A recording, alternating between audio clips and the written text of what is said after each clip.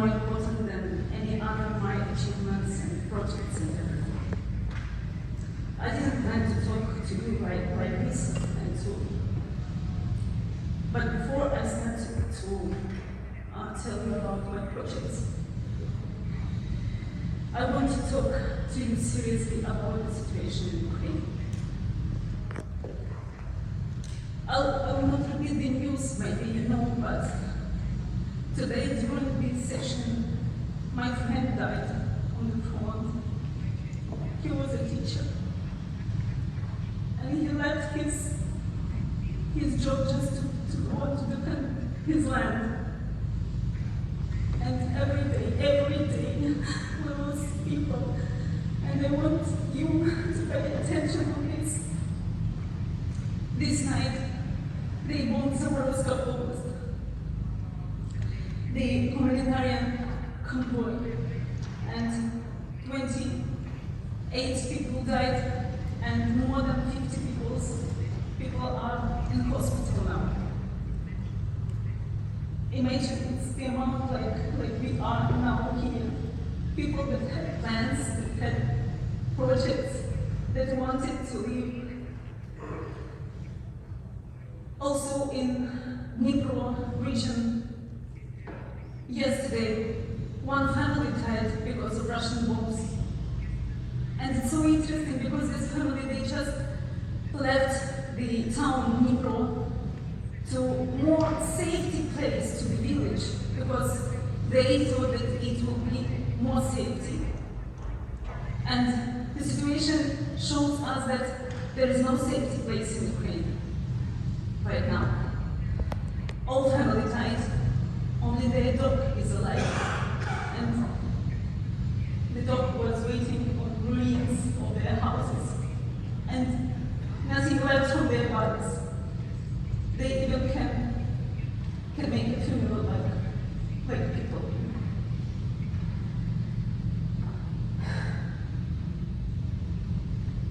And before I start to tell you about the projects, I want to honor the memory of all innocent victims, Ukrainian victims, with a moment of silence.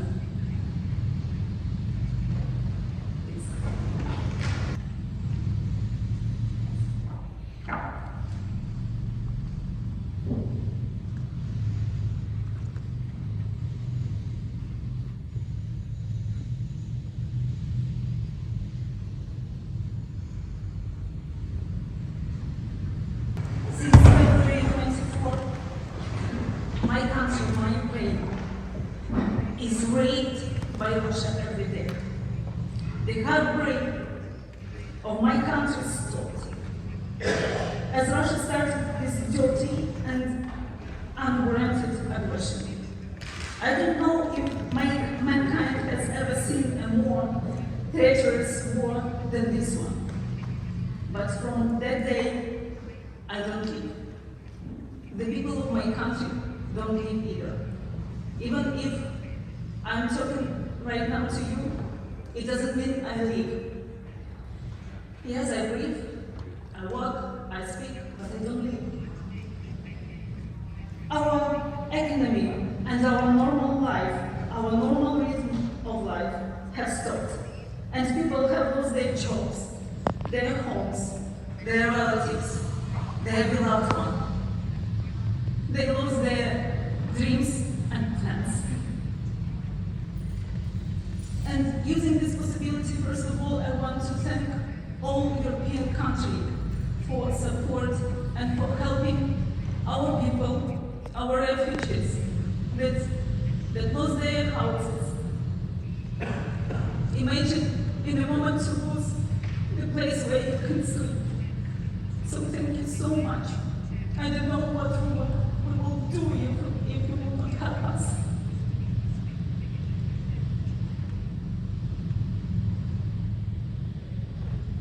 We have no plans, as I said, for the future, and we don't know even if we have tomorrow, you know. There are no concerts, films, and projects right now, no cultural development. We'll all just exist, hoping that our life has some sense for the future. And if I die tomorrow because of Russian bombs or nuclear weapon, and we will not see each other anymore, I want you to fulfill my last will. Please do not be indifferent in this war. Help Ukraine to win, please. Because we defend not only our freedom, we defend not only our life and existence, we defend all European values and all European principles. And if we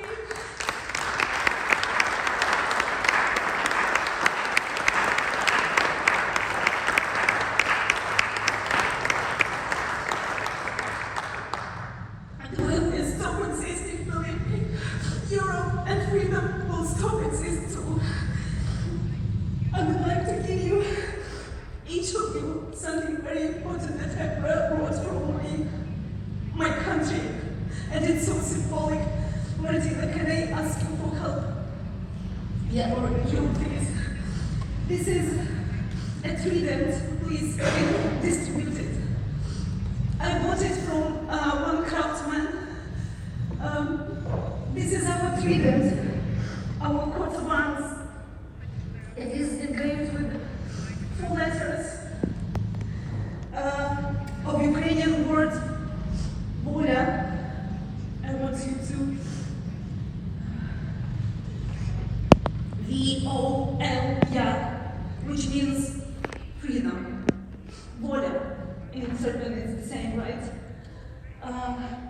And I want you to know that the freedom is our religion. The freedom for Ukraine is a religion.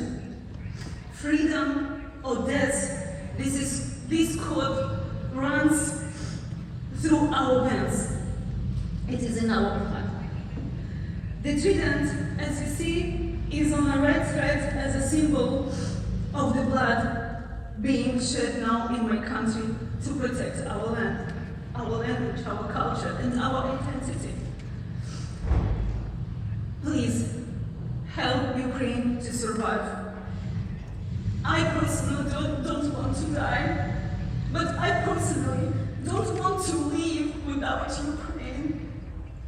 I don't need this life if I lost my home or family. I don't know how it is not a great sin in the Christianity or any other religion to love some land so much and to be so attached to it, to love freedom so much. Maybe this is a big sin to hate the enemy so much, but that's how I feel right now. I'm sorry. So I will try to come down, and I can't talk about our cultural projects right now because there is no project in Ukraine. I can talk about future projects because I don't know if we have, and I even can't talk about future projects because I don't know if we have this future. But I can tell you how it was and how we lived before this shameful war was unleashed by the terrorist country Russia. And I have great hope. We will live even better after the victory of Ukraine over the aggressor. So I want to show you where I am from. Bessarabia. I don't know how to. You see, yeah. Bessarabia is so like Vojvodina, and I will not tell you any new things because the same we have really multicultural region. But the one difference between us is that we have mono villages. Like here you see Bulgarian village, then you see Belarusian, then Moldovan, then Albanian even. It's happened historically more than 200 years ago. These nations, they run from balcony, and they live there, and this is their home. Serbia is the sunny southern part of Ukraine, within the Odessa region. It can really become a model of friendly coexistence and mutual respect for each other. You know what's the most big problem in all this? That Russia used this point in its propaganda. Russian propaganda constantly uses a fake about the oppression of national minorities by Ukraine. The truth is that the language of inter-ethnic communication of all national minorities of Serbia is Russian. And this happened historical as a result of being apart from the Soviet Union on the one hand, and the long, violent, often bloody russification of the region particularly, and Ukraine the whole on the other hand.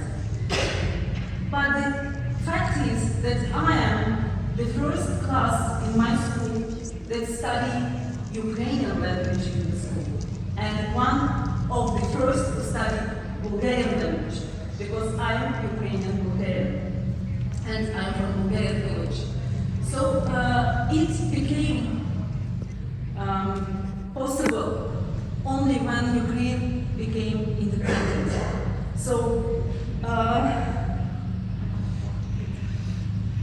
the revival of Bulgarians, Gagauzins, Moldovans, Romanians and Albanians of my region, and their self-awareness and self-identification began only in the early 90s, when Ukraine became independent.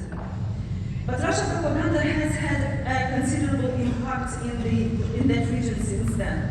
And in 2014 and in 2015, there was a real threat of the creation of the so-called Bessarabian People Republic, like DNR, LNR. Thanks God and thanks our security services, it didn't happen. So for me, it was a point that I have to participate in making this region so Ukrainian. What I mean that this part of my region should start be like part of Ukraine. And here you can see,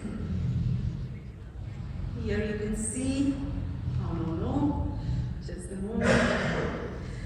Here you can see the documentary I made. This is my first documentary as a film director about my village, which I call the place of power, that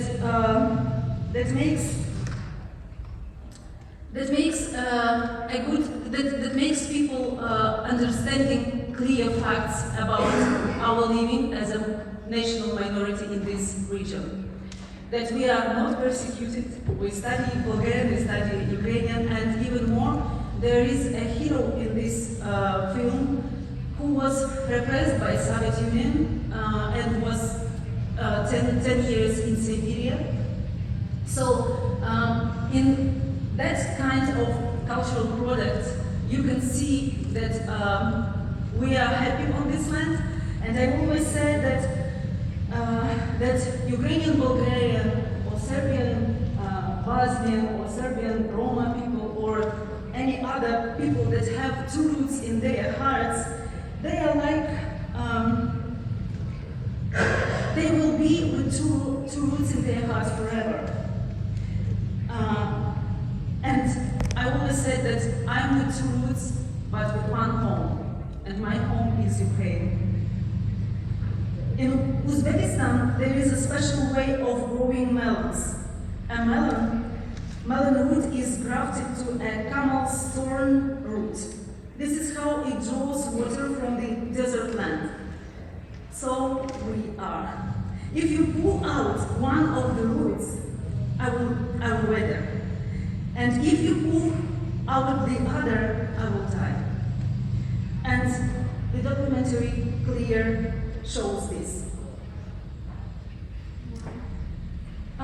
So we see that our culture is a real weapon. If the information war is lost, tongues enter the battle. That's why we have created the Open International Ethnographic Film Festival. This is a celebration of ethnographic diversity, where we can see, hear, and feel the heartbreak of small and large nations through films. I always say that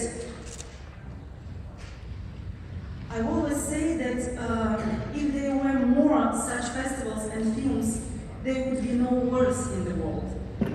Our goal with the film festival is to promote tolerance and to teach people to value their own and respect other cultures. You see now the first edition that we made. It was online because it started in 2020.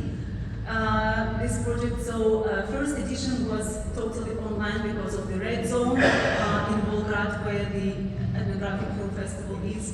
And you know, my colleagues, they always ask me, why don't you do it in Kiev or in Odessa, in a big city? Because you know, there is so simple and jury and all film directors, it's more easy to come. But I made it especially in Belgrade, in Lodenik region, in Bessarabia, because I feel that these people needed this cultural product, and there is nothing there. This year, because of the war, this is a third edition, we will hold it in Poland in the frame of Camera Poland Film Festival, Camera Image in Toruń, from 13 till 18 of November. So I invite you, if you have this possibility, just come. And we have one Serbian film in our program about Serbian Roma people. So it's really very interesting because every festival we use the films just to speak about very important topics, and this edition will be the same. We made discussion panels, we made some concerts to show this diversity indeed, you know. So that's why I welcome please. Also, after we see how this project influenced on people, how they really became alive after this, you know, and they loved it, we create Oko Travels. We start to show after the war to show the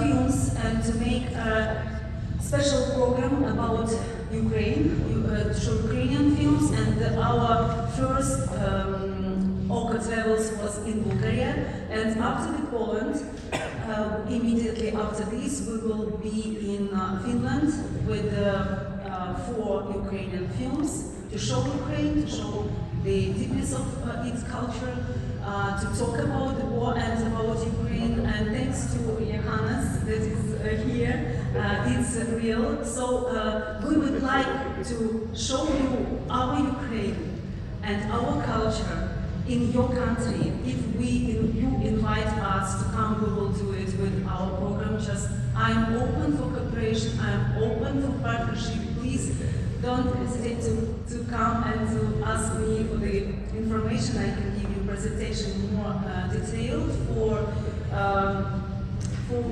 looking how we can work. And after Finland, we go again to Bulgaria, to Sofia on the end of November, to show the winners of third edition and to make some Ukrainian programs too. Just a little, I know that time is running. We have very little time, so please if you can be short, we have one more. Yes. Just the, I will finish with, we have a lot of projects, you know, we have productions we made. Now we are working on a documentary about wives of soldiers. So we, let's say, we're filming the war as it is in Ukraine. and we really look for some partnership, because the main problem in Ukraine now is the war, and the second problem is absence of any financial funds, because all cultural funds, they gave their money to the army, and our Minister of Culture said that no money for this year and no money for the next year too. And so many my colleagues, they just left the country and they changed their sphere, which is very sad, because you know, sure, it's most important to save your life, but a lot of projects, they are not doing now, and especially if to think about documentaries, we have to do it now, while war is now, yes, and so that's why we need some help, and if you have some ideas also how to help with this to Ukraine, please come. And thank you for your attention, and I'm ready to answer your question now or